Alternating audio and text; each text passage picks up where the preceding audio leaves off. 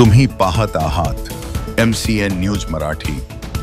बुलढाणा जिल्हा पोलीस अधीक्षक निलेश तांबे, upper police अधीक्षक श्रनिक लोढा यांच्या मार्गदर्शनाखाली तसेच पोलीस निरीक्षक सुनील अंबुलकर यांच्या आदेशान्वये दिनांक 5 जुलै रोजी जलंब पोलिसांनी मोटारसायकल व मोबाईल चोरी करणाऱ्या 2 सराईत गुन्हेगारांना अटक केली आहे। या चोरीच्या गुन्ह्याचा समांतर तपास करीत असताना मिळालेल्या गोपनीय माहिती, सीसीटीव्ही फुटेज व तांत्रिक विश्लेषणाच्या आधारे मोटारसायकल चोरी, मोबाईल चोरी व वयोवृद्ध महिलेला पोलीस असल्याची बतावणी करून तिच्या जवळील दागिने, मोबाईल व नगदी पैशाच्या चोरीचे गुन्हे करणारे एकूण 2 आरोपींना ताब्यात घेण्यात आले आहे।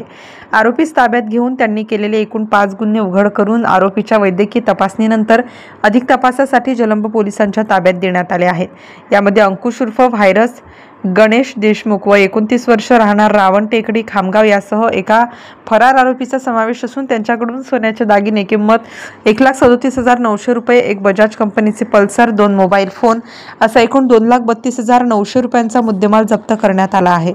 MCN न्यूज मराठी करिता प्रमोद मिश्रा, बुलढाणा।